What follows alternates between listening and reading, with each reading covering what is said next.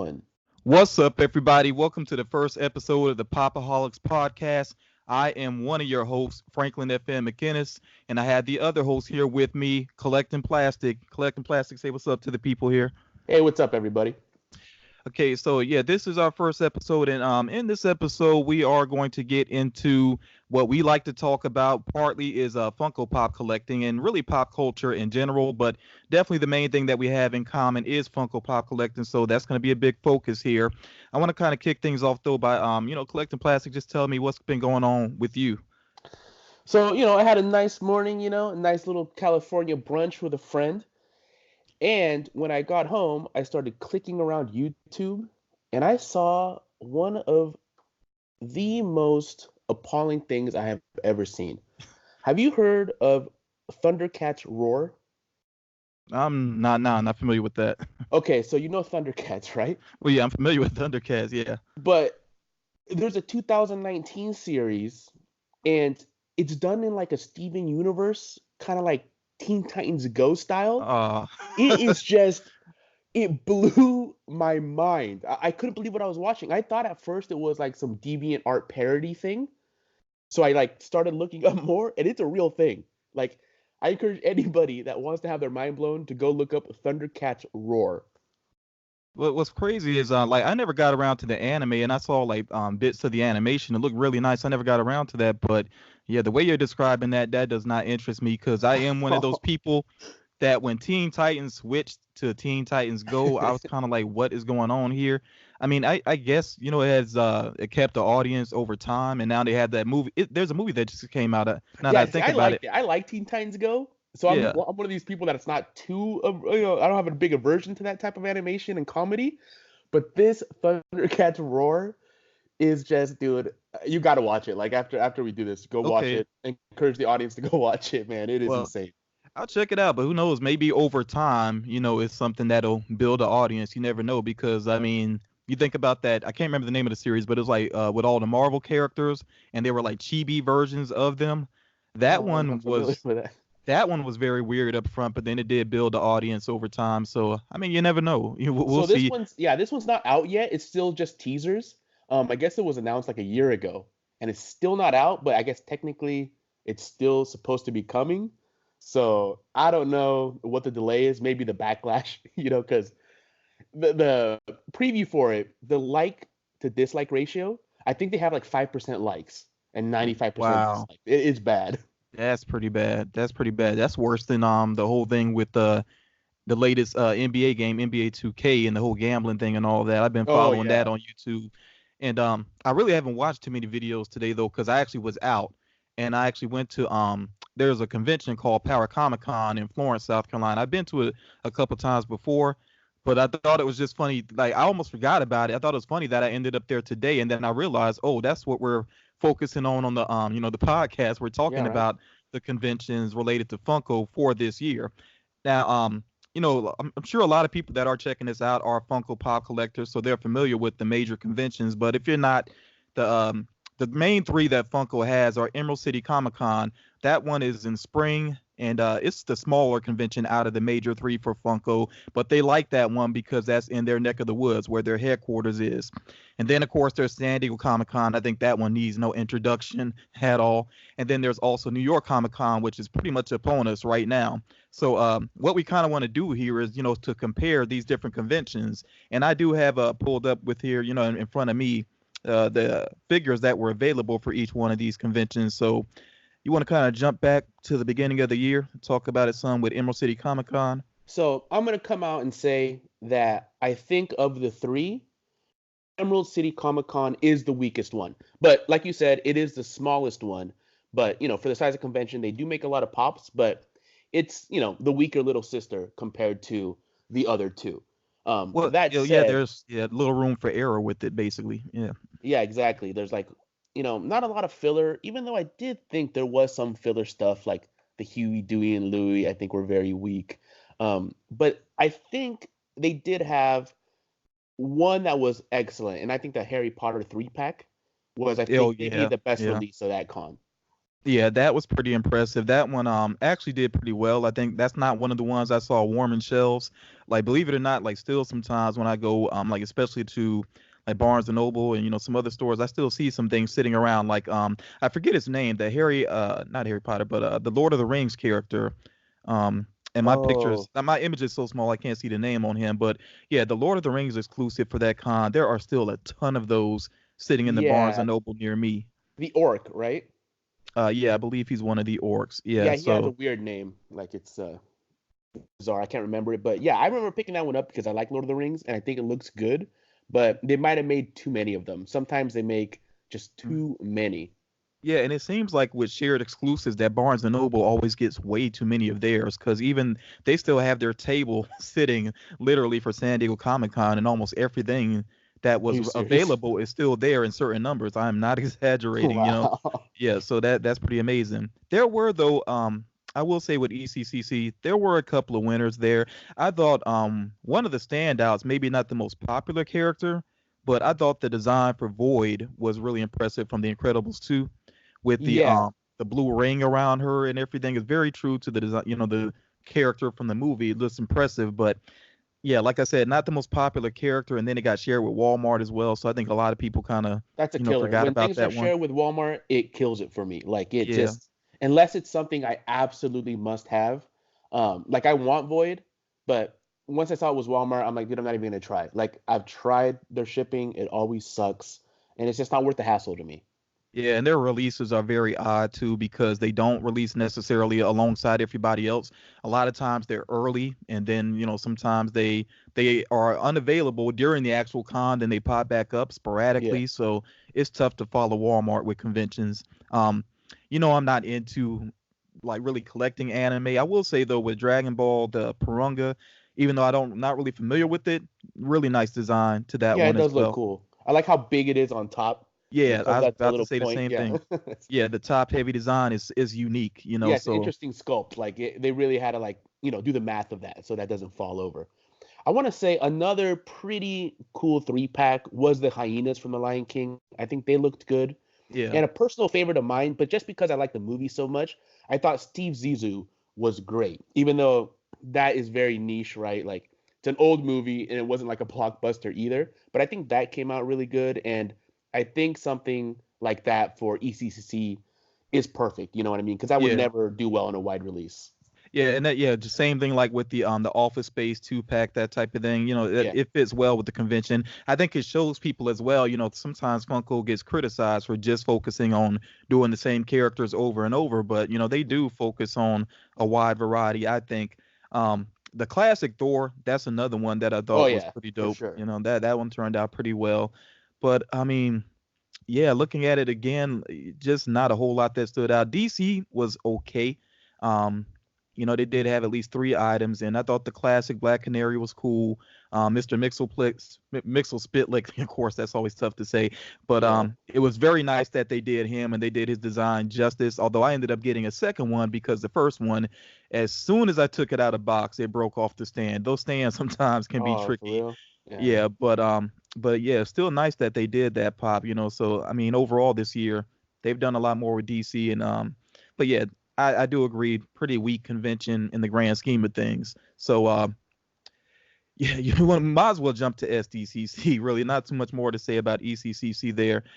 With SDCC, I think gets always heavily scrutinized because it is the largest convention of the year, Yeah. and it didn't take long for people to start really judging it this year. And I think some of the judgments may have been fair, I to, think to be so. honest with it. Yeah, because DC, like I was just saying, DC overall for this year has been better, but not so much for this convention. I mean, to have basically three items in, I mean, they had two Batman figures, not counting, of course, the Big Bang Theory figure, but they had the teal chrome Batman. They had Batman with the SDCC bag, so that's already two Batman figures there. And Hmm. then basically lumping Kato in there as, calling Yeah. him DC is not right. That was bizarre. Yeah, I mean, that's And that Kato clearly is weak TV. already, right? It's like it's already weak. Yeah. Yeah, it's just I think that Kato was definitely filler in this con. I think the worst pop of this con was that gold Demogorgon. I mean, In Yeah. what world does that make sense? I'm like, why is it gold? It just doesn't make sense to me. Pretty lazy, and it does just look like it was. I mean, it literally looks like it was just spray painted real quick. Not Yeah. even an interesting paint job because it really is one uniform color of gold. So yeah, it just did not look good to me. It looked very lazy. I mean, I wish that's what they would have made, 500 pieces or 1,000 pieces. Like, make that thing 1,000 pieces or 500 pieces, and let the people that are big, whores for the really rare stuff collect that. But I don't know, really ugly. Yeah, and usually like it's very rare that DC and Marvel are both strong. So we already know DC wasn't anything too impressive. But even with Marvel, nothing amazing. I mean, it was okay. I will say with Man Thing, I was looking forward to that one. And then when I finally got it, because it took forever to arrive, but once I finally got Man Thing, I was like, why did they make it so small? This is a Yeah. character that I thought should have been large. And even if they did it as a 6-inch pop in limited numbers, I think that would have been a better fit than what they actually did. So yeah, that kind of disappointed me. The Gamora was okay, but I think what happens before you go on to Gamora, I think what happens with pops like Man Thing is that I think they get gun shy, right? Because first of all, Man Thing is not a very popular character, okay? And then 6-inch pops tend to not hold their value, right? And I'm mhm. not saying that's the only reason people buy them, but I do feel like a big part of why people buy them is because they want to buy something that goes up in value. So I think consumers get gun shy when it comes to buying 6-inch pops. And if it's a 6-inch pop of someone like Man Thing, I think Funko knows are like, dude, we're not going to be able to sell these. You know what I mean? It's going to be like the with that Doomsday pop that came out, that 6-inch Doomsday Oh that yeah. was at GameStop for like 2 years after it came out, right? For a convention exclusive, it's crazy. And I think even now, if you look it up, I think it's like worth $8 or something like that. You know what I mean? Yeah, I know it's tough with those. I was thinking maybe if they could have done that limited number, maybe that would have pushed it some, but I mean, I'm still happy to have it because it does look great up close. It's just in terms of scale, doesn't quite make sense because it's actually shorter than I think any of the other Marvel pops Oh, you for that real? came out Yeah, there. that don't make any sense. I did like like I said, Gamora was cool. I don't think she's like an amazing figure, and as a matter of fact, you probably still can get her on Hot Topics website. I I think wouldn't you be can. surprised. Um, yeah, and Minerva, I thought she was cool, unexpected, and I appreciate that. Though, she's one of the Kree that was represented in the Captain Marvel movie. I I do appreciate her, like the but paint jobs on those. The paint jobs on the Kree, that's kind of like a little bit metallic blue mixed in with the other flatter colors, I think look really nice. oh yeah, and they look great together because it's kind of interesting now that I think about it. Because with ECCC, of course, they had Korath in his Kree colors, and then they had Minerva, with SDCC in the Kree colors, and yeah, those two along with Captain Marvel or Verse, those all together look fantastic. And then I had them along with the specialty series Ronin as well. So yeah, those Kree colors all together, those pops do look pretty amazing. So I do Yeah. appreciate that. But again, with Marvel and DC, nothing mind blowing there. We could definitely get into some of the other offerings because there were some legitimate, I think, Grail pieces with Oh this yeah, con. like right The off the the bat. up 2 pack, Yeah, I was gonna say you read my mind. I think the strongest one of the con, I think, is Carl and Ellie of 2-pack. They look absolutely. absolutely great in person. I think Kang and Kodos are awesome as well. They look great.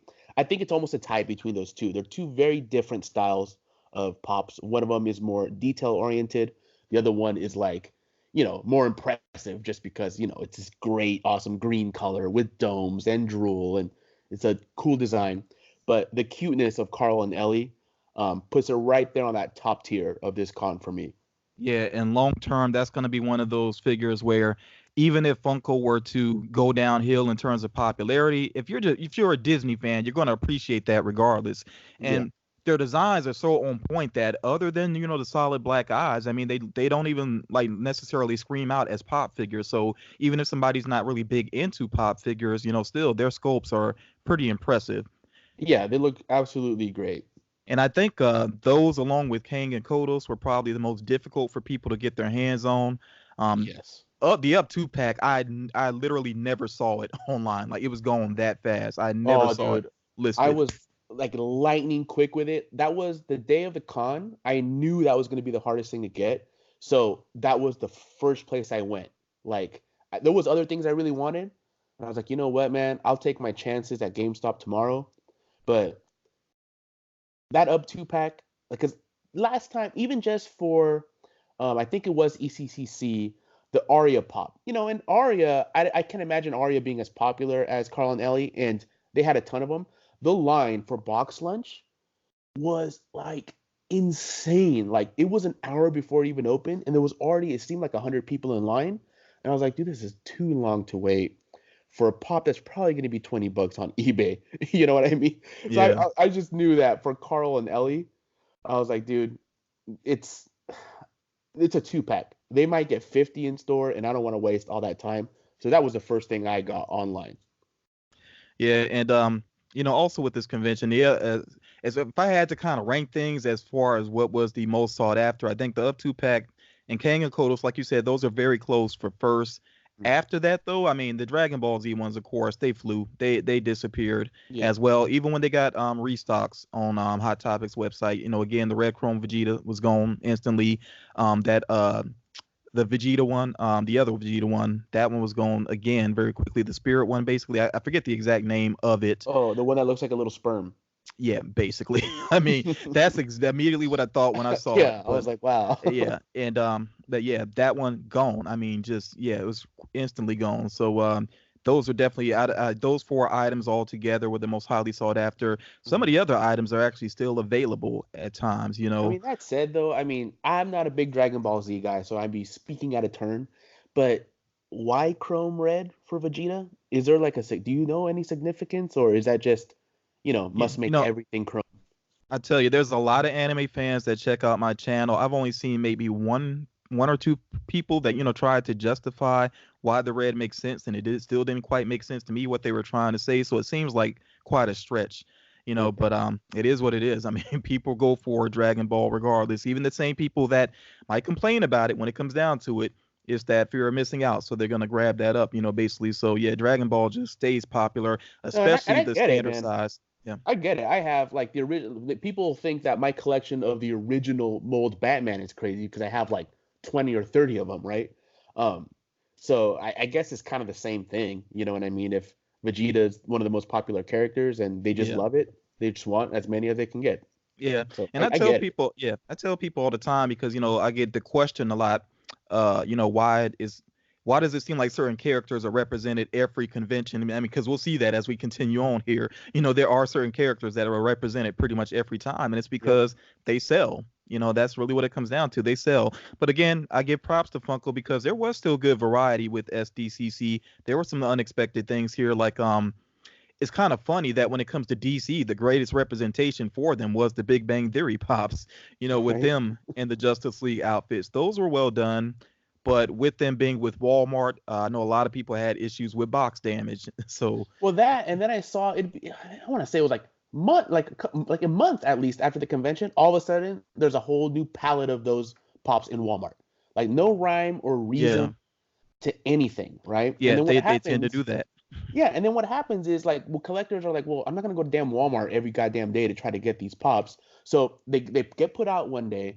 Nobody really knows until somebody posts on Instagram, and maybe Walmart in Milwaukee has them, but the one in San Diego doesn't, or whatever. They tend to sit on the shelves. Pops do not last long on Walmart's shelves in mint condition. I mean, there's just too many hands involved. Yeah. It's a mess. Yeah, and it starts right from the unboxing. Sometimes the workers are rough with the boxes. They cut deep with those box cutters, and it just goes from there. So and they don't care, man. They're just gonna shove them in there.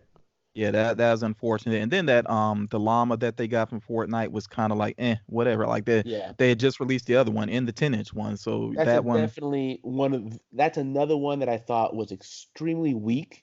Yeah. Was the llama. I get what was the difference? It glows in the dark. I mean, that's cool, I guess. But what was it? Just like the eyes that glow in the dark, something like that? I thought that was pretty weak. I may be wrong about that, but it felt like filler. For sure, it felt like filler. I think the Wong could have been better. Like if it wasn't for the body, I wouldn't be able to tell that's Wong. Which I guess it's kind of tricky. How much more do how can you make him look more like Wong? But I thought Wong was a little bit weak. Yeah, and like I said, the Demogorgon's definitely the worst. But other than that, the other ones don't seem weak to me. They just seem uninspired. I gotta say though, because there's one DC one I didn't mention. It's almost because I don't want to mention it. It's because it's like, why is it here? Why do we need Cisco in plain clothes as a convention exclusive? Like that definitely to me felt like it should have been another original character that they had not done as a Funko Pop yet. I thought that was kind of odd. I can understand them doing him in plain clothing, but as a convention exclusive, just odd to me. One of my subscribers, actually, I thought the same thing when I did, I want to say maybe the announcement video for Sdcc. One of them mentioned that there was a significance to his plain clothes. I forget if it's either the first time you saw him, he was in that clothes, or the last time you saw him, something like that. So I was like, I guess, but still, yeah, kind of weak to me as well. Yeah, that easily could have been part of just a flash wave, for the TV series and not necessarily for a convention. All right, so we got to mention, and we didn't mention it on ECCC, but they did it there too. When you're going to put out a line of, say, Sour Patch Kids or Otter Pops, right? And there's 6 of them in a line. And then you're just going to sucker punch collectors by making one of them 1,000 pieces con only, and the blue one no less, which is probably everybody's favorite color, right? Yeah. It's just maddening. I hate when they do that, man. Yeah, and it was the green Sour Patch Kid for ECCC. Which makes sense, I guess, for ECCC, but 1,000 pieces, come on, man. It's like people can't finish, like, Sour Patch Kids, you can kind of get away with, okay, because I have one. I bought blue, my favorite color, for Sour Patch Kids. That's fine. I don't need every color. They all look the same, right? But the Otter Pops are all different characters, right? So now you can't have a complete set of that unless you want to go drop. I guess it's at $200 right now on eBay. It was like 500 at first, so it is dropping. But still, man, that is something that they really need to just knock off, right? Stop doing that. It seems like a bad business move because there are some people that are like, oh, they got Sour Patch Kids, I want to get all of them, and then they realize they're not going to be able to complete that set more than likely, or it's going to be very tough to do so. So then they're like, well, I'm just not going to bother it at all then, because they always feel like there's that hole in their collection. And I know that some people did express that in the comments in some of my videos. So yeah, it just doesn't seem like a smart business decision to do that. Bizarre. I mean, I love the Otter Pops, man, and I contemplated not getting them. I was like, maybe I won't get the other ones until if Louis Blue goes down, I don't know, it's like $100, and I look through my Pops, I sell a couple, and try to get them, because I'm, you know me, I like to buy things at retail. I'm not one of these guys that goes out and spends a lot of money on Pops on the second market, maybe $20, maybe $25 if it's something I really want. So I will try to sell some Pops to get that guy and kind of justify it in my head that I didn't spend $100 on a Pop, right? So I contemplated not even getting the other ones until I was able to get Louis Blue. You know what I mean? Yeah. But then I found the other ones for cheap. So I was like, you know what? I don't want to be a dumbass, not get these ones until I get Louis Blue. Then I finally get Louis Blue, and now all these other ones are $30 each. You know what I mean? I didn't want to do that either. Yeah, that definitely makes sense. Now, help me out here because I don't think I'm overlooking, but for ECCC, there wasn't a Star Wars release, was there? Let me look. I don't think so. I think that was one of the things that was bizarre. And while you're double checking, while you're double checking there, I will point out for Sdcc that there was the green chrome Boba Fett, the green chrome Yoda, and then they basically had the first to market, the first to market red Stormtrooper, which I don't know if you can even fully count that as a convention exclusive necessarily. It's the first to market pop basically, and that's going to be available more widely soon here, closer to the next movie. So, kind of odd with Star Wars for, the conventions and overall this year, I would say too, because even with Star Wars Celebration, a lot of chrome going on there, you know. It's just, I was kind of relieved too, because I like Star Wars. I've kind of fallen off of it a little bit just because of different factors. The movie, I haven't liked the last 2 movies. I don't need 10 of the same character, I definitely don't see the point with chrome in Star Wars. I just don't see it, maybe if there were light blue chrome to kind of look like the spirits, maybe, but these other ones, they don't make sense to me. It's filler. I believe the Chrome Pops feel cheap anyway. They just feel like cheap hollow plastic. They're not vinyl, right? Oh yeah. They're weak. Well, see, we've been collecting long enough to know that when this really started kicking off with the chromes, that you remember they did the I want to say they did BB-8 as a chrome for Hot Topic. It was Hot Topic exclusive because it was around Thanksgiving, around Black Friday time, dome, right? in the dome. And I really feel like the God, purpose of that dome was to keep you from putting your hands on that cheap material. But And then they're it like, got to a let's point make where this look expensive. yeah, but then it got to a point where it's like, well, people are gonna buy it regardless, so why even hide it, you know? I But thought that was one of the if I had to make another list about the absolute worst Funko Pops ever, that gold chrome BB-8 in that stupid ass dome would be really high up there. yeah, and I would not blame you at all. So and I try not to be super critical of Chrome because I'm not gonna lie, you know, I did end up getting the teal Chrome Batman, which it's I don't think that that color has much to do with the character. I just like that's been one of my favorite colors lately. That's the only reason why I went for it. I'm guilty of getting him too. I'm not gonna lie, I have like the Marvel 10-year gold Chrome ones, but that kind of makes sense to me in a way, right? It's like a celebration of the 10 years. What Marvel has done is a big achievement. Like they've made characters that I didn't even like that much in the comic books. Like I wasn't a big like Black Widow fan in the comic books, right? But what they did with her on screen, I was like, I really like her. And I think that kind of makes sense to me in a way. Maybe it doesn't to a lot of people, but I think the gold chrome ones for the 10th anniversary make kind of sense. Yeah. It feels celebratory. I understand that. Yeah, I see where you're coming from with that. I take it on, I guess I would say, a chrome by chrome basis, basically. Exactly. You know, what they've started now, we won't get into it because that could be like a whole other video, basically. But where they're starting to do like 6 colors for the same character at once, that's like I said, we'll touch on that another time because there are the Jokers on the way. But yeah, as far as getting back to Sdcc, I'm kind of looking across it. I think the Moana with Pua on the boat, that was cool, but it probably should have been out. Probably should have been out earlier, though. You know, for fans to go and get their hands on that. So that one actually was a nice design, though. And it's 3 pops, man. It's 3 pops in one, basically. Yeah, because it does have, I forget the name of, but the rooster on there as well. See, I think when they do a pop ride, it should be like that. Because some of the pop rides look very cheap, and because it's just large kind of flat panels of a plastic, right? Especially some of the early ones. But this Moana one is so detailed. Like, that's kind of what a pop ride, I think, should be. Yeah, I agree. It is one of the better looking ones. How did you feel about the vegan police from Sdcc? So, if you're a fan of the vegan police, that's awesome. I thought the vegan police was the unfunniest part of Scott Pilgrim. So I just wouldn't want to buy them no matter how good they looked.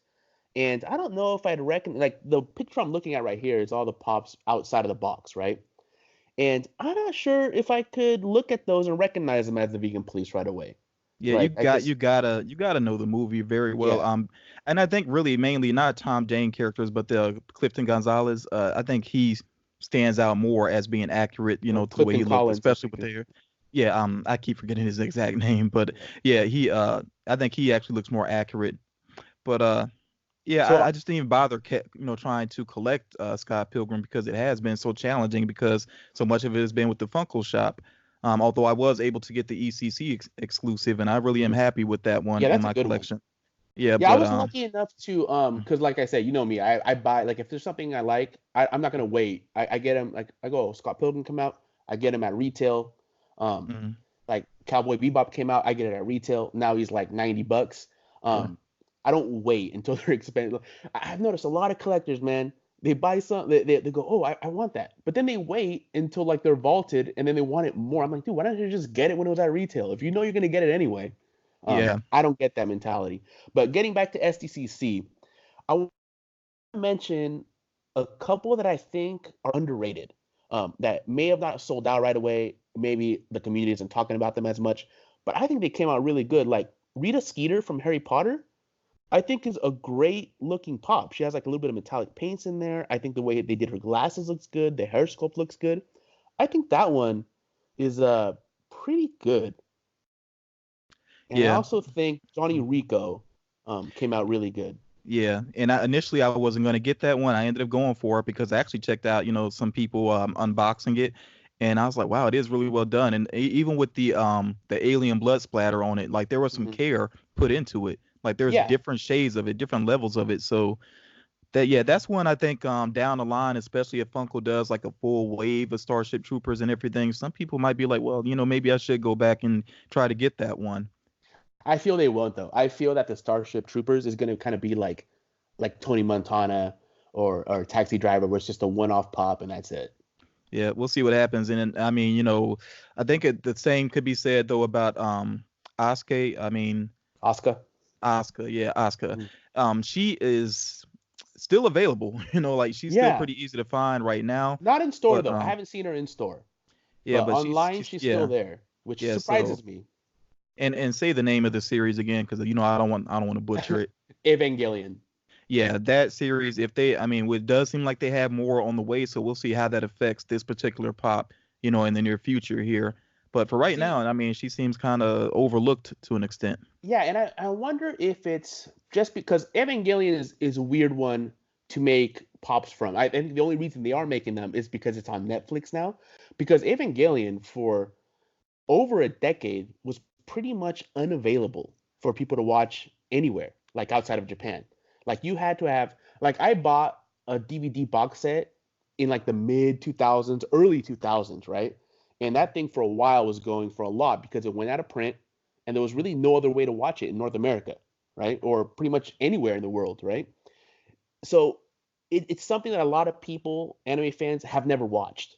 And even the Netflix series changes the voices, some of the lines, the outro.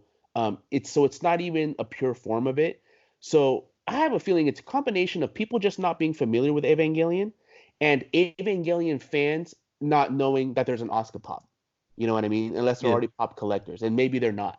Especially because, you can't expect everybody that likes everything to be into Funko Pops or everything else. You know what I mean? Yeah. Yeah. Well, we'll see like where that franchise goes along with Funko, and maybe that, like I said, will affect this first pop. But you were mentioning, pops that you appreciated. One, I didn't think I would have into my collection, but the more and more I looked at the design, I was like, I like this design. I want to see more pops done in this style. Is actually Sabrina the Teenage Witch, because it's so true to that like comic strip style. I just really appreciate that, and I can see Funko doing a lot more with that. So I went ahead and copped that one, and it's purely appreciating the design because I really don't follow that character, whether it's the comics or the TV series. But yeah, it's just a design thing. Before we do move on to New York Comic Con, I gotta say, I think one of the sad things about this convention is I know a lot of people were hyped about Ratfink, and then Toy Tokyo really botched their releases this year badly. The worst. There are so many people that got damaged pops. And it was just a confusing release altogether. Yeah, it was just really a really poor release, and it's a shame because initially people were pretty hyped about Ratfink. That's one that some people have been waiting on, and they just blew it this time. Yeah, I ended up getting the bundle. Luckily, I got the glow in the dark Ratfink, which is the one I wanted, and it wasn't damaged. The Pez wasn't damaged, and Ultraman wasn't damaged. Kato was, but Kato was the one I almost didn't care. I was like, Kato's in there just because I have to get him. I don't really care. I'll end up giving that away to somebody, or I don't know. But Mike Kato was mangled. And then I saw a couple people mention that the way Mike Kato was mangled was in the exact same way it was mangled in their boxes. So I don't know what's going on with that. I mean, they had to have been damaged before. It's almost like they had a pallet of them and like they dropped it, right? And all these boxes got mangled in the exact same way. Yeah, and they're gonna sell them regardless. Yeah, they don't care. Yeah, and you know what? I mean, even though this wasn't one of their first reveals, and I really want to get into New York Comic Con, we got to go ahead and address like why is there already another Green Hornet and Kato 2-pack? I don't know, dude. That's so odd. And you notice this time they didn't treat them like as if they're DC. And I do realize that these characters have been in DC Comics, and everything, but I really look at them as TV characters. But yeah, it's so odd for them to take up some space with another 2-pack there. I actually do think it is a better looking 2-pack, so fine with that. but I think that those original ones they put out should have just stayed as commons mainly, and not do that two-pack, excuse me, for the convention, and then this two-pack would have made more sense to me. But they That, or made this just kind of wait. odd. Just wait a year. Wait 2 Yeah, years. yeah. You know what I mean? Like, yeah, it's just, yeah, I don't get. To me, that's definite filler. I also want to mention before we start talking about NYCC. So NYCC is definitely not as big as Sdcc. But what do you notice about NYCC compared to Sdcc this year? I would say, well, I'm looking at the list right now. It's to me been way more impressive, way more focused. And I think There's as more well, pops too, it's man. yeah, it's expanding. It really is It's expanding. bigger. NYCC did not used to have nearly as much as this because I'm going back and forth and I am seeing, yeah, it's definitely a lot more going on. And it just looks, yeah, really like it looks so focused. Yeah, if you count the pops, I want to say, like, I'm willing to say that there are more pops released for NYCC this year than there which are for Sdcc. And I wonder if this is something to do with like behind the scenes and the production and how long it takes. From start to finish, I've heard it could take anywhere from like around 9 months or so, 6 to 9 months sometimes to Yeah, actually I've get a heard pop 6. produced. Yeah, so it takes a while. So maybe there are some of these that were probably going to be somewhere else, and now they're with NYCC, and it just makes NYCC look pretty epic. That makes Um, sense. Like, I could see like this cabbage man or whatever he is from Avatar. yeah, That looks like it's an ECC pop. Piccolo looks like he's an ECC pop. yeah. This green monkey Pez guy looks like he could be an ECC pop. So maybe they weren't done in time. They couldn't secure the licenses. They moved over. I mean, even look at the Wrecking Ball from Overwatch. He's Yeah. green. He could have been an ECC pop. You never know. Yeah, so yeah, it's possible that some things got moved around, but it all just worked out to make this a really awesome looking convention. I think the Marvel wave is pretty amazing. I want well, I'd say half of those figures at Nick least. Fury for sure, man. Nick Yeah, Fury, yeah. That tip classic top. Nick Fury Yeah. that's an easy buy there. I really like the shading on the Phoenix, but I think you talked about it on your channel, that t-shirt. I don't think either one of us is a fan of it because the way they did the Oh man. face on it. Yeah, I it looks wish it like was just a standalone pop, to be looks honest. like somebody hit Dark Phoenix in the face with a frying pan, man. It is Yeah, just yeah, it's poorly rough. done. The Iron Man, I know how some people feel about it. They kind of want to compare it to the way that Captain America was done initially Definitely. with Thor's hammer, where it's not exactly movie accurate. I'm still fine with it though. I still think it's a great homage, to the Oh, character. I'm So definitely gonna get it. yeah, but But one with him more dirtied up and holding his arm up, like he's about to do the snap. That oh, would dude, be more movie accurate for I sure. bet you it's coming too. Cause like, remember when we first saw that Captain America with Thor's hammer? One of the Yeah, first things I said to you, I'm like, dude, they're definitely gonna make that pop yeah, again. yeah. We did I talk know, about that. they're just a double dip, dude. Like Yeah, I knew it, and yeah, and of course, what they made the new one is exactly how they should have done the first one.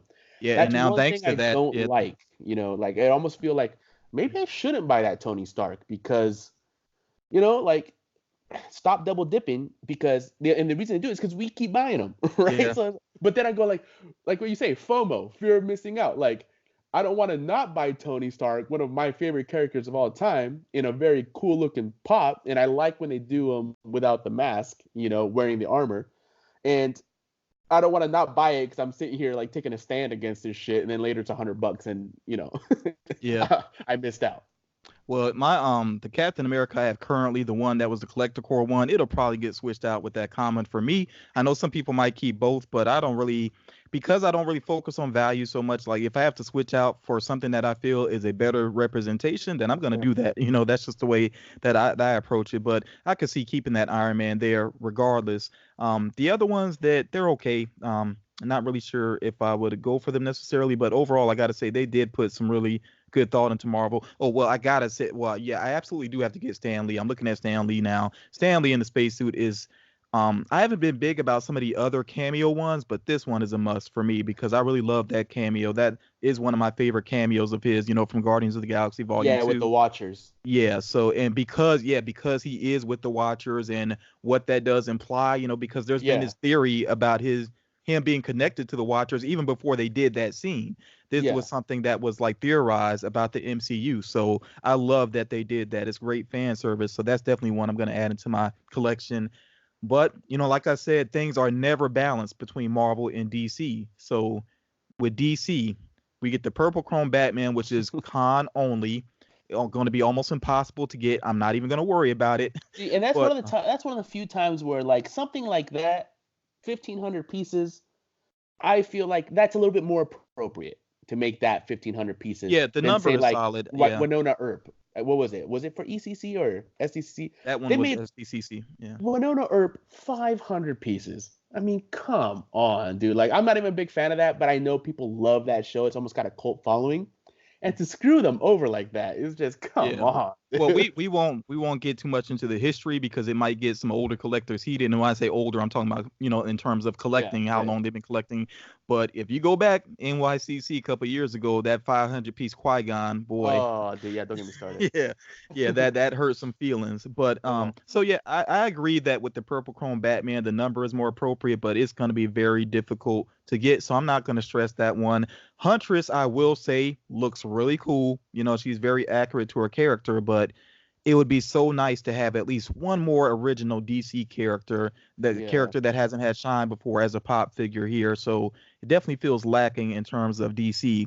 But and I think I think it would have been cooler if she was a little bit more in an action pose too. Yeah, I can agree with that. If she at least had her arm up like she was aiming her crossbow, but the costume though is pretty accurate to the character, and who knows.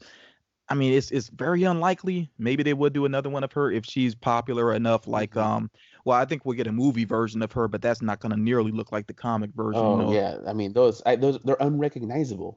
Yeah. Birds of Prey. I mean, gun to my head with those in front of me, going, "What comic book character is this?" I'd be like, I have no idea. Yeah. Yeah, it'd be tough. But even though DC is lacking, it's balanced out by so many other pops from different genres going on here, different properties that are pretty impressive. As far as like the number one standouts to me, I don't follow My Hero Academia. I watched the first season of it and then I kind of fell off from it, mainly because it's not easy to stream on Hulu. Like it'd be nice if Hulu let you skip past the intro and outro real easy, you can keep it moving. Yeah, because I got so sick of hearing those songs, to be honest. I was enjoying the series, but I just did not like the songs, and it's not easy to stream there. But Dobby and Stain, those designs are really impressive. Yeah, I think that's one of the most impressive for New York Comicon. And like I said, I'm not even big on anime, but those look really epic. I kind of wonder how now, we talked about Carl and Ellie, how amazing they were, but the Up house, that price tag, that's going to be interesting to see how much that How moves. much is it? $50?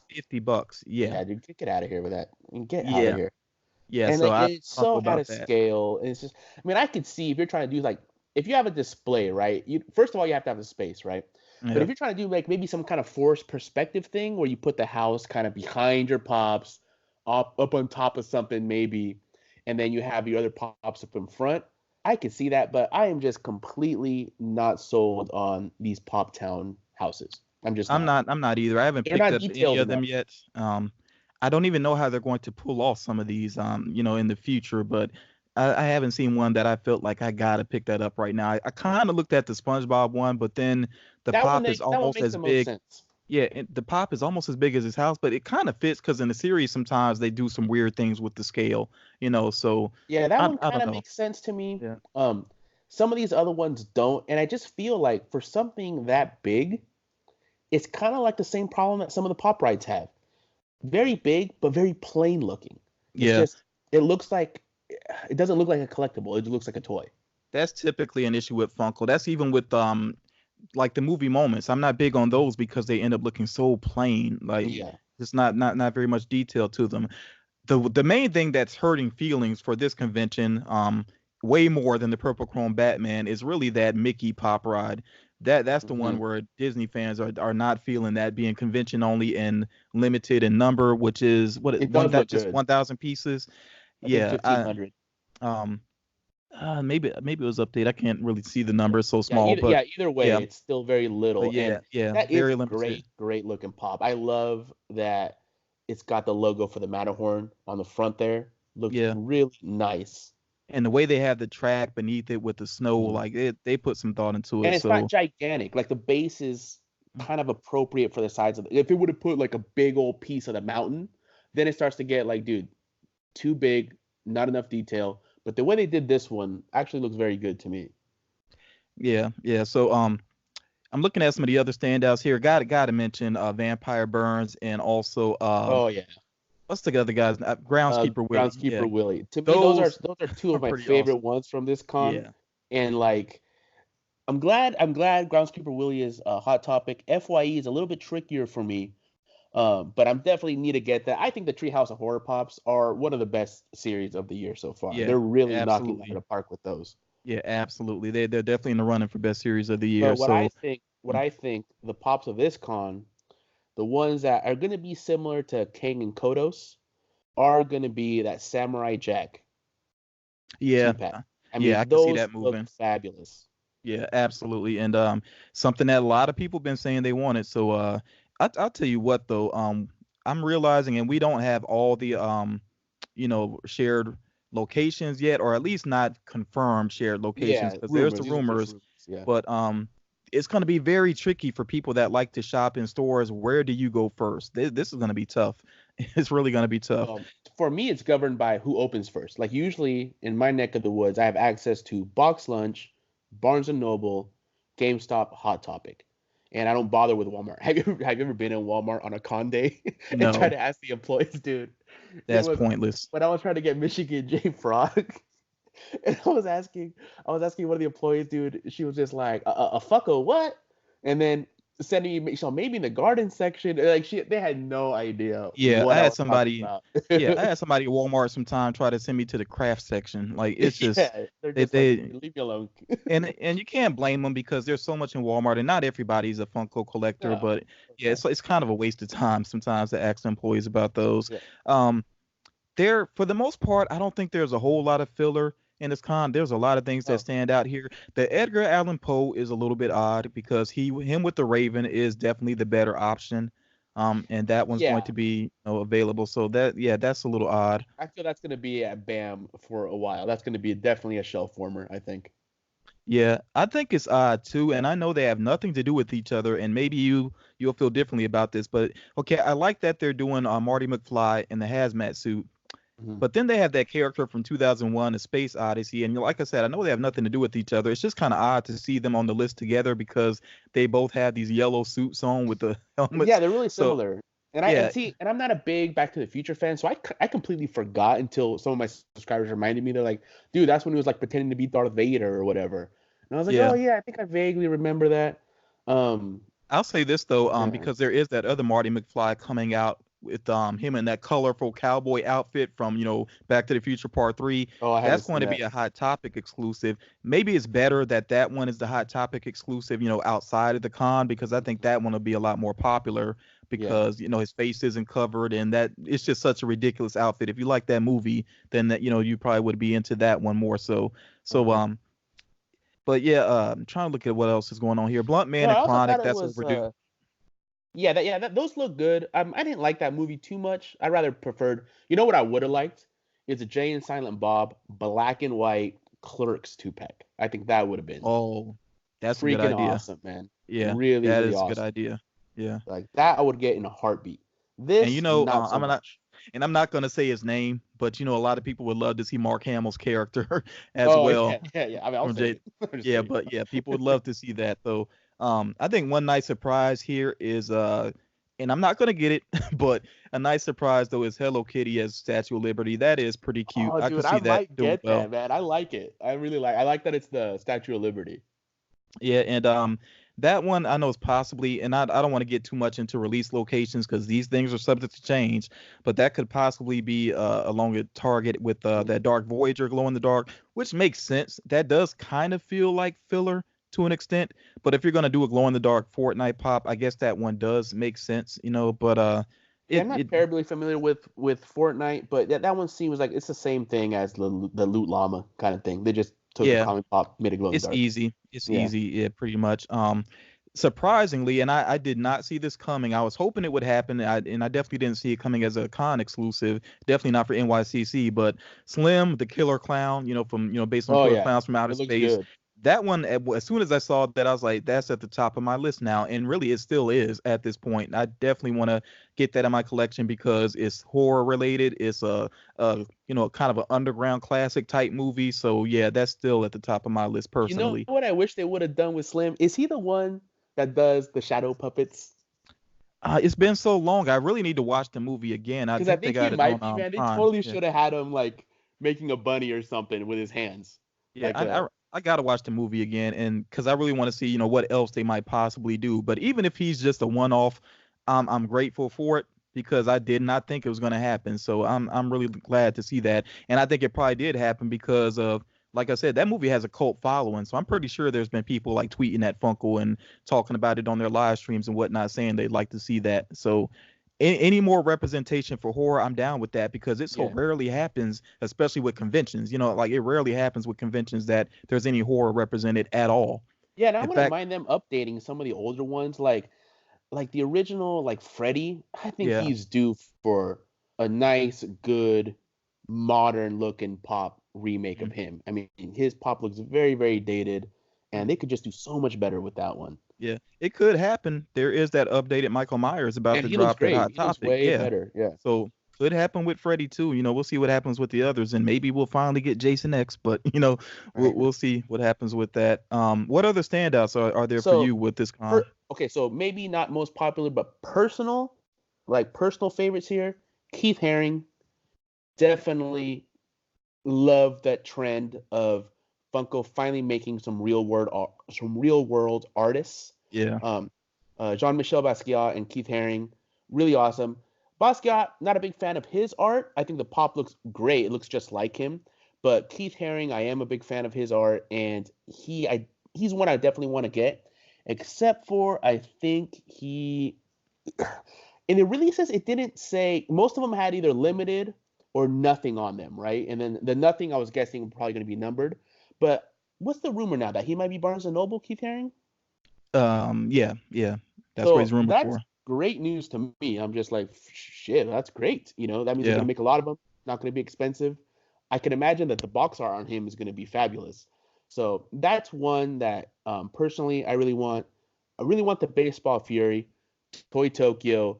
I'm definitely not getting a bundle with whatever the hell those two little gremlins are. And whatever that witch is. You're talking about the three from HR Stuff and Puff. Yeah, it's just HR Puff and Stuff. I said it backwards. HR Puff and Stuff. Yeah. That is, get out of here. Now, if they do a bundle this time, that would be kind of ridiculous to kind of force people that are not fans of that series to, try to force 3 pops on them from the same series. That would be ridiculous. And then some people are not big on what's the artist name that the Ronnie English. Funko? Yeah, some people are not a fan of that art either, because I did watch a little bit of Funko's live stream where they unboxed that, and there were a lot of people like, "What is that?" Like, Well, I am familiar with his art, like, and it is kind of cool, like when he puts that face on Mickey Mouse, and some of his, I think it's Ron English that will do like, it's like a fat Ronald McDonald, and all that. I do like his art. It's kind of like a commentary. The skull thing, I don't know if it's supposed to represent like a creepiness lying underneath these companies. I don't know. I feel like that's what it does represent. So it's funny that Funko's actually officially putting it out and not Ron English, right? Yeah. Or Kid Robot. But that one I wouldn't mind. I'm not a big Freddy Funko collector.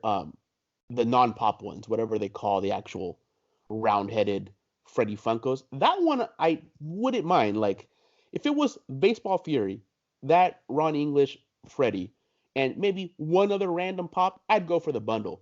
But 3 HR Puff and Stuff pops, which frankly I think they're ugly. I don't even like the design of them. It's gonna be a definite pass for me. Yeah, even though I think Baseball Fury. I think it would be smart for Toy Tokyo this time to not do the bundle, just to sell these individually. I think they'd actually have more sales that way. But that's, my opinion on that. One of my other standouts is Dwight with his bobblehead, because I said it before in the video. That's just something that makes me smile. And I could see walking past that, in my collection and smiling again, because it's just a really cool moment from the series. If you're a fan of The Office, I think that's an easy pickup. And I haven't been buying the other Office pops just because, I think when it comes to, just regular human characters, they don't always stand out necessarily, especially outside of the box. But yeah, like I said, that one for me is it's smart to wait on those. because they're definitely going to come out with a lot of them. It's one of the same things I did with the Pennywise, like these new ones that came out. There were some ones that I really liked, but I'm like, no, dude, I'm going to wait because I know there's 1,000,001 Pennywise coming out, and I'm just going to cherry pick the one I really, really like. Dwight, same thing. And unlike some of the other Office Pops that have something, the variants, the bobblehead in the Office actually wasn't just one little quick scene. The bobblehead actually featured in several different episodes, right? Yeah, and it was on his desk for a while, so so you could see it. That to me is actually when they actually get a variant con exclusive right. There's already a lot of Dwights, but they didn't stick like a really boring Dwight. Like instead of Dwight just standing, we're gonna have Dwight with his hand on his hip, and that'd be like the exclusive, something dumb like that, right? They actually made the best one. Probably they saved the best one for the con. Yeah, I think the only other pop, I think I mentioned most of the ones that really stand out to me here. I will say quickly, even though I don't think I'll pick it up, it's cool that they did Daria. That's interesting to see. Mm-hmm. And I think, if you're a big fan of, especially MTV back in the day, maybe that gets you hopeful that they'll do Beavis and Butthead again. I don't know if they still have the rights to do so. It seems like they would if they're doing Daria, but who knows what how about these things Downtown? work. Remember Downtown? You ever watch that? I think that was only on for like one season, but I used to remember. I loved Downtown. I vaguely remember it, very vaguely. I bet you if I watch it nowadays, I mean, as a teenager, I thought it was great, but if I watch it nowadays, I'm probably like, this is horrible. But I think those will look good as pops. Yeah. The Babe Ruth here, I think, is better, than the common one, so that if you're a big fan of baseball, I think that Babe Ruth is easy to pick up. Not for me necessarily, but I just want to shout that one out real quick. The Freddy Funko, I'm like you. I was into Freddy Funko for a while, then I kind of lost interest. But it's nice that this is NYCC, and I get why they're doing a police officer, NYPD. Of course, they're not putting that directly on the pop, but we know that's kind of an homage to the NYPD. So it's cool with these cons all together. That's one common thing you see when you look back across these cons is that Funko really tries to do something to represent the convention itself and that area itself. Because that's why I like the Surfer Freddy. The Surfer Freddy in San Diego makes sense. Statue of Liberty Freddy makes sense. This one makes sense. And also the Freddy with the fish. Exactly. Seattle. I was about to say that. Yeah. And then also with SDCC, the fact that they had the Big Bang Theory cast dressed up as the Justice League, not really, tied to the con, but it's just like that type of vibe, cosplay. That made sense. And then Batman with the bag. Yeah, Batman with the SDCC bag. So Funko really does. They do put thoughts into these cons. I think there's always going to be a little bit of filler to them. It just happens. And there's always going to be those gems as well. But yeah, looking back at all three, and I'm kind of flipping in between them here on my laptop. Yeah, NYCC is pretty solid. Yeah, if I had to rank them, I'd say NYCC, SDCC, last ECCC. Yeah, and I'm right there with you. Now, if we were comparing previous years, it gets a lot more complex, but we're just focusing on this year right now, and I can agree with that ranking. So I'm looking forward to it. I know some people stress around convention time, but me, I'm just looking forward to it because I think, both of us, we've been collecting long enough to know that even if you don't get some things that first night or that first day, some of these things will be around and some of them will restock, so it's really nothing to stress about. It should be a fun time for collectors. I'm still waiting to see what the Rick and Morty characters actually are because they did that mysterious thing again. You know why I think that's so stupid? It's like, so the fourth season isn't out yet, right? Yeah. So they go, oh, well, spoilers. I'm like, yeah, but the season is still not going to be out before the con. Exactly. Because what is the point? I have Gluty in my collection. I still have not seen Gluty in the series yet. Exactly. You know what I'm saying? It's so what? It's weird. I don't understand that either. It's so weird. It could be some kind of marketing thing they're trying to do. Going like, oh, maybe people will talk about it more, because it's mysterious instead of just overlooking. I don't know. And Rick and Morty does like the creators, they really do like to tease things out. They've done that plenty of times in the past. So maybe that they're just going off of that vibe. Who knows? But it's awkward, but I'll just wait and see exactly what they are. They obviously look like they're related characters. You could tell that from the silhouettes, but we'll see what happens with that. But I really don't consider the reveals done until they actually show what those figures are. I don't know if they'll have anything else, but I don't. They might have a random thing here or there. Yeah, if they drop something else random, we know what's missing again. Like I said, it's been a weak year kind of for Star Wars, so. That's right. Yeah, now that you mentioned, there is no Star Wars. But then again, the movie's about to come out. So, yeah. oh my goodness, like Star Wars fans better be saving money already. That's all I'm gonna say. Well, Like, I feel like they're getting fatigued, man. Like, I yeah, know I am. I'm looking at some of my Star Wars pops, and I'm and like, it, yeah, yeah, they're and just the performance of the repetitive. last two movies doesn't, well, not performance, quality. Let me say the quality of the last at least two movies doesn't Hmm. help with that No, fatigue. and this So new one doesn't have me very excited either. There's some cool elements, but I have a feeling, man, that when they put out, Darth Ray, I was like, mm, dude, that is cheap. You know that's not gonna happen. yeah. If they do, it would be great, and I'll eat crow, but highly doubt it. It's Very, gonna very be cheap damage movie. control the movie. That's what it's gonna be. It's gonna Yeah, be damage it's just control the movie. It's basically trying to fix the mistakes of the last one more than truly wrapping up this saga, yeah, which it's just weird. which is odd anyway for a saga to wrap up focusing on characters that are newer. It feels a little weird to me. Um, but have you I think we said a lot about the cons. Hopefully, people will share their own thoughts about it in the comments, how they feel about these conventions and rank them as well. We definitely would like to see your Yeah, personal definitely. rankings for the Or even, conventions. or what are your favorites from each one, and how does that balance it out? Because I know that from SDCC and NYCC, or SDCC and ECCC, there are a couple pops in there that I definitely like more than anything from NYCC. Like, I just think as a whole, right? It's like NYCC has a lot of 8 to 9s, where the other two had a couple of 10s, but also a lot of 3s and 4s. You know what I mean? If that makes Yeah. sense. Yeah, I totally Because understand that. I mean, Absolutely. looking around the New York Comic Con, looking at all these pops, when it comes to like filler, I'm like, dude, I don't see much filler here. Like, I really don't. Even the ones that I'm not too excited about, like this firefighter, you know, Duck, Donald Duck, I can see how Disney fans would like that. I mean, I don't personally like it, but it doesn't seem like filler to me.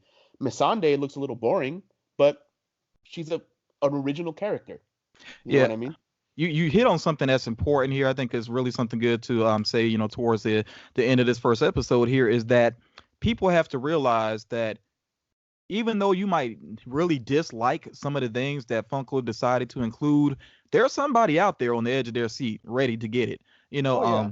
even ones that we think might be does. There are some people that are like, I'm getting that, especially when you think about completionists. There are some people that jumped on that gold Demogorgon and we gave it so much crap, but Hmm. there were some people that jumped on it because they have that completionist mindset. Even if they can't get those super rare fun days ones, they're gonna get what is available and that still feels complete to them. So it's just something you got to keep in mind. It really comes down to personal taste. There is no way for Funko to completely satisfy everybody with any given convention. No, and the whole point isn't for them to make 80 pops that you're gonna buy all of them. I mean, it's insane. That's insanity.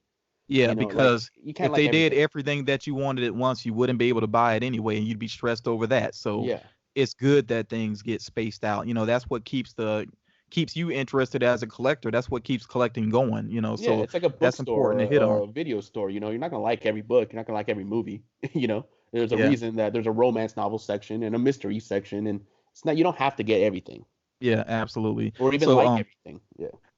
now, I do want to say one thing before we wrap up here. Like, I've been picking up a lot of Pennywise pops recently. It's kind of ironic that there's so many Pennywise that have been out lately, and then for NYCC we get a killer clown. I just find that kind of funny. And like I Yeah. said, I'm Right. looking forward to picking up Slim. But even just today, I did get well, not today, but I did have a Pennywise come in from the Funko shop.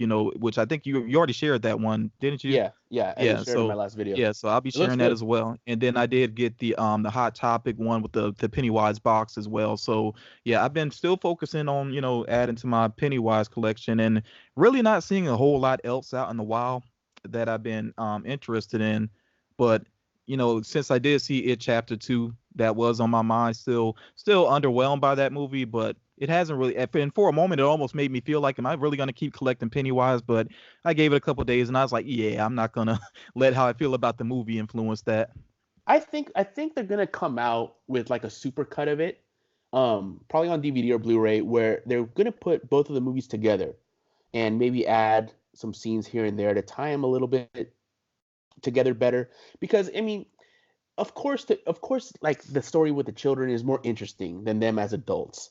Um, I think it's just inherently the first one's always going to be better than the second one. I enjoyed the second one, where I think the first one's like a 9 out of 10. I think the second one's more like a 7 out of 10. It seemed a little long. Some of the CGI seemed very bad.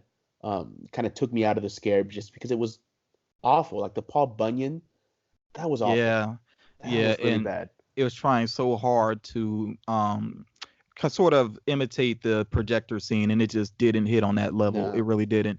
And I mentioned this in my review of it, that way too much meta jokes and breaking the fourth wall, that type of stuff that really completely took me out of the movie. Like when I literally rolled my eyes when there was the "Here's Johnny" moment. I was like, wow. Like during a scene that was actually getting intense, they just completely undercut all the tension with that. And I will say, hopefully anybody that's still with us right now has seen the movie by this point. It's been out for a couple of weeks. Yeah. But I still like Pennywise as a character. Like I said, I still really appreciate the pops, but I would not put him on the level with Freddy Krueger or Jason Voorhees. I just feel like you can't do that because you have a villain that got beaten by insults. So, and not even good insults. We could come up with way better insults. Yeah. You know what I'm saying? So it's kind of hard to respect the character in that fashion, but I still give props to the actor. Like that, yeah, it's like, they might as well have been calling him a duty head. It's just ridiculous. So it's just really, really silly. So, but I still like, Bill Skarsgård in that performance. He did an amazing job. Like if they give him a Best Supporting Actor nomination, I wouldn't be upset with that. I'm like, no, dude, he does a really good job with it. Like the physicality of it, his facial mannerisms. And I've seen actual video of the actual actor. He can kind of make his eye look cockeyed like that. He really can do that, which is really creepy. Yeah, he's a creepy dude. Because he did the Castle Rock series on Hulu too. Like he's good at that, and but I'll say this, I don't want to get us too far off track, and we're almost starting another episode, but we won't do that though. But when the Academy did not give Toni Collette even a nomination for Hereditary, I was like, okay, yeah, they really don't respect horror. So that is what it is. Man. Like, because I think one of my favorite movies of the year has been Midsommar. And I forget her first name. Her last name is Pugh. It's like P-U-G-H. I think she was fantastic in that. And like, when you have to scream, it has to be convincing, right? Like some people just scream. There was so much emotion in her screams, or just the quiet moments where, like, her facial takes when she's gonna start crying and stuff like that. That is incredibly hard to do. And I feel like, if they're not gonna nominate Toni Collette, they're not gonna nominate Pugh. And I feel like she deserves it. She really does. Yeah, I tell you, once I get around to seeing that movie, we'll definitely have to come back and talk about that. Come back together, talk about it, and Undone as well. I want to get that more time for people to check out that series if they have Amazon Prime. At this point, we both have checked it out, but yeah, y'all, if you've not seen Undone on Amazon Prime, that is a really great show to check out, to binge watch. Very easy to binge watch in just like a one sitting too. Like I went straight through it because they're it's like half-hour total, right? Yeah, it's like half-hour episodes, 8 episodes. You can knock that out really quick, and I think you'll want to. I would say don't judge it based off just the first episode, because the second episode is where it really gets going. But it kind of puts me in the mind of Russian Doll, which was another great binge watch for me this year, where once it got going, I was totally into it. So yeah, but I think Russian Doll, to me, the ending didn't satisfy me as much, and I hear they're trying to make a second one, which I really think they should just leave it alone. I do. I agree on that. Yeah. But I think Undone is fabulous, and it's also you have to it's rotoscoped. If you don't like rotoscope animation, that might be hard to get through, but it's some of the most realistic rotoscoping I've seen. Like it's not as out there as like some of the Ralph Bakshi stuff, like the Lord of the Rings cartoons and Fire and Ice, or like and it's not as colorful as like Waking Life or A Scanner Darkly, but it's still rotoscoped. But they tend to keep it a little bit more grounded with the color palette and the background. And I think you adjust to it after a while. Like it took me a little bit to adjust to seeing it, but and I don't want to give away what happens in the series, but once the series really gets going, you see why they went with that art style. It allows them to do so much. Yeah, it makes sense. Like if it were live action, the budget would be out of this world. Like budget would be millions of dollars, like $10 million an episode. Yeah, it would be insane. But I'm gonna be looking and seeing what else I could find to check out. As a matter of fact, that's probably what I'm about to do. Go and see what else I could check out. But that's something we'll definitely come back on, and talk about what else we've been checking out. Hopefully you all will take some of our suggestions, check out some of the things that we're interested in, so we could talk about that down in the comments. And also, you all, in addition to what Collecting Plastic said, you all ranking the cons and letting us know what convention exclusives have stood out to you this year. Also throw us any questions that you have. And we'll, in the future, we look forward to actually addressing some of those questions in future episodes of the podcast. And I will say as well, if you enjoyed the podcast, of course, if you're not already subscribed to our channels, make sure that you are subscribed to our channels and share the podcast, spread it around. This is something that we plan on keeping going. So yeah, just show that support to it. And we definitely look forward to doing a lot of things with this. Anything you want to add on there? No, man, that was perfect. Yeah, shoot us some questions in. You might be featured. This was really fun to do. Hopefully you guys liked it and had a good time. All right, you all take care. We'll talk to you all again real soon. Peace.